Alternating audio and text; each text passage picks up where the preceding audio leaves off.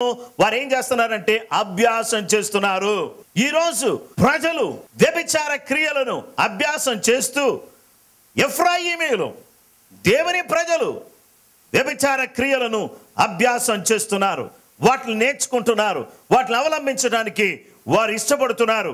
కొంతమంది మాంత్రిక విద్యను అభ్యాసం చేస్తున్నారు. ఏమండి, వారు చదివేది ప్రజలకు ఉపయోగకరమైనది కాదు, ప్రజలకు హానికరమైనటువంటి మాంత్రిక విద్యను అభ్యాసం చేస్తున్నారు. దేవుని వాక్య భాగంలో మనం చూస్తే మొదటి శతాబ్దములో దేవుని బిడ్డలారా, దేవుని భక్తులు, దేవుని యొక్క సేవకులు దేవుని యొక్క వాక్యాన్ని బోధిస్తున్నటువంటి సమయంలో ఏం జరిగింది అని అంటే, అపోస్తలుల కార్యముల గ్రంథం 19వ అధ్యాయం 13వ వచనాన్ని మనం చదువుదాం. అప్పుడు దేశ సంచారకులు మాంత్రికులైన కొందరు యూదులు పౌలు ప్రకటించు యేసు తోడు మిమ్మల్ని ఉచ్చాటన చేయుచున్నానని మాట చెప్పి దయ్యములు పట్టిన వారి మీద ప్రభు అయిన యేసు నామమును ఉచ్చరించుటకు పూనుకొనిరి.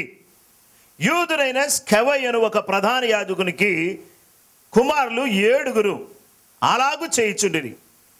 అందుకు ఆ దయ్యము, నేను యేసును గుర్తెరుగుదును, పౌలును కూడా ఎరుగుదును, గాని మీరెవరని అడుగగా ఆ దయ్యము పట్టినవాడు ఎగిరి వారి మీద పడి వారిని ఇద్దరిని లొంగదీసి గెలిచెను.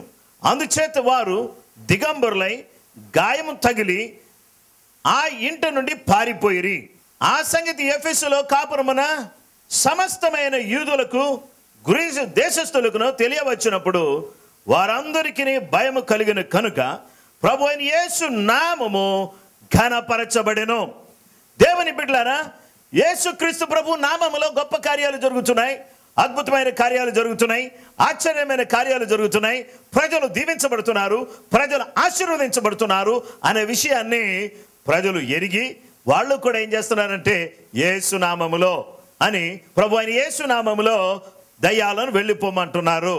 అయితే ఆ స్కెవయ్య యొక్క కుమారులు ఏమంటున్నారంటే, దేవుని బిడ్డలారా, వారు యేసుక్రీస్తు నామములో దయ్యాలు వెళ్ళగొడుతున్నటువంటి సమయంలో ఆ దయ్యం పట్టినటువంటి వాడు అంటున్నాడు, ఆ లోపల నుండి దయ్యం మాట్లాడుతుంది, నేను యేసును ఎరుగుదును, నేను యేసును ఎరుగుదును, పౌలును కూడా ఎరుగుదును.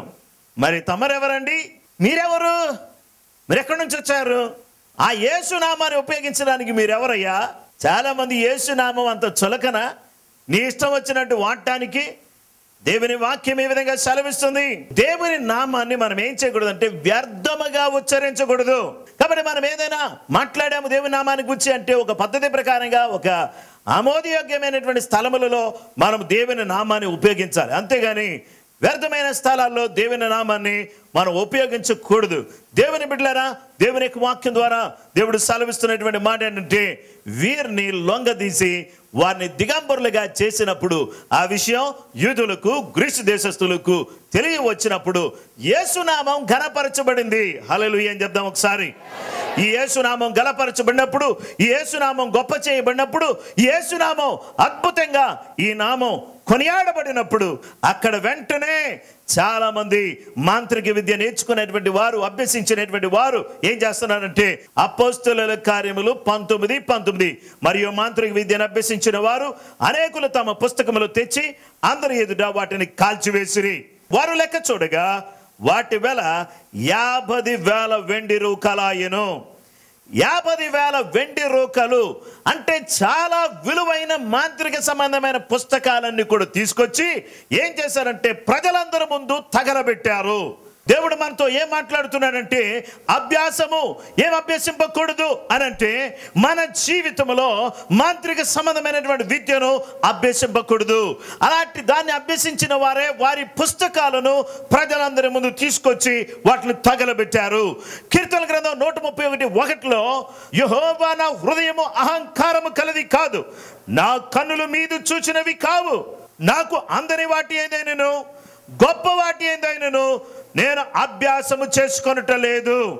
రోమపత్రిక 1వ అధ్యాయం 32వ వచనంలో ఇట్టి కార్యములను అభ్యసించువారు మరణమునకు తగిన వారు అను దేవుని న్యాయ విధిని వారు బాగుగా ఎరిగి వాటిని చేయిచు ఉన్నారు. వాటిని చేయించున్నారు. ఇది మాత్రమే గాక వాటిని అభ్యసించు వారితో సంతోషముగా సమ్మతించుచున్నారు. ఇలాంటివి చేయకూడదని తెలిసి కూడా ఇవి చేస్తే నరకానికి పోతాం, మరణానికి పాత్రులం అవుతామని తెలిసి కూడా వాటిని చేస్తున్నారు. వాటిని చేయి వారితో పర్వాలేదులే అని సమ్మతించుచున్నారు. ఇక రెండవది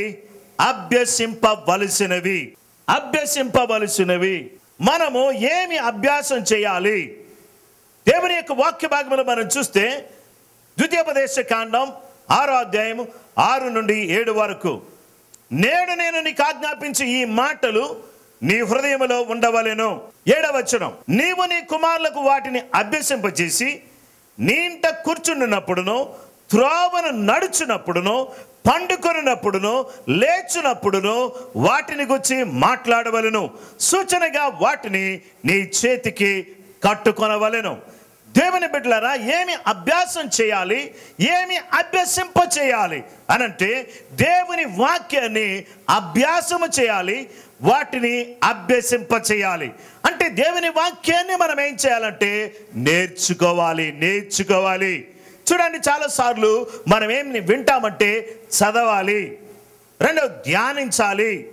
ఇది మంచిదే, కానీ దేవుని బిడ్డలారా, దేవుని వాక్యాన్ని మనము అభ్యాసం చేయాలి, మనం నేర్చుకోవాలి.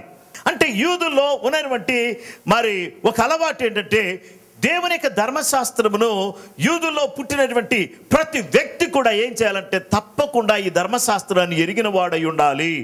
అలాగే దేవుని పిల్లలము, క్రైస్తవులము, దేవుని ప్రజలుగా పిలువబడుతున్నటువంటి మనమందరం కూడా ఏం చేయాలంటే దేవుని యొక్క వాక్యాన్ని అభ్యసించాలి, దేవుని వాక్యాన్ని మనం నేర్చుకోవాలి.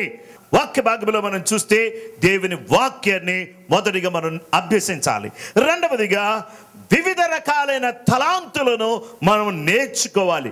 మోషే జీవితంలో మనం చూస్తే మోషే ఐగుప్తీయుల సకల విద్యలను అభ్యసించాడు.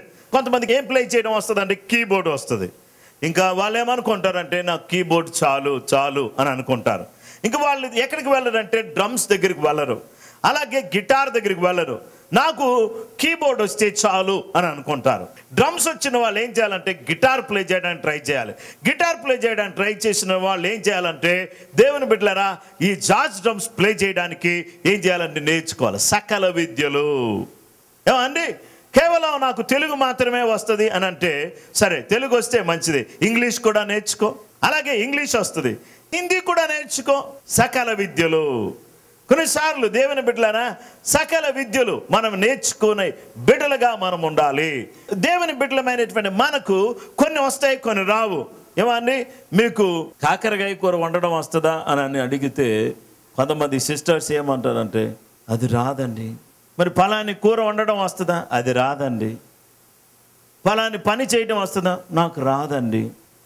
అంటే పచ్చడి పట్టడం వస్తుందా? నాకు రాదండి. అంటే ఏది అడిగినా కానీ ఏమి రాదు, నాకు రాదు. చాలామంది పురుషులందరినీ కూడా నేను అడుగుతున్నాను, డ్రైవింగ్ వస్తుందా? రాదండి. మరి నేర్చుకోవచ్చు కదా అండి. నేర్చుకుని దేవుని సేవలో సహకరించవచ్చు కదండి. మీ వ్యక్తిగతంగా కూడా మీరు డ్రైవింగ్ తెలిసిన వారుగా ఉండొచ్చు కదా. చాలాసార్లు మనం ఏమనుకుంటాం, మనకు తెలిసినవి చాలులే అని అనుకుంటాం. నాకు 2 వీలర్ చాలు అని అనుకుంటాం. కొంతమంది ఏంటంటే ఆ 2 వీలర్ వద్దు, ఏ వీలర్ వద్దు, 2 కాళ్ళు ఉన్నాయి, మంచిగా నడుచుకుంటూ వెళ్ళిపోతా. నేర్చుకోండి. మోషే సకల విద్యలో నేర్చుకున్నాడు.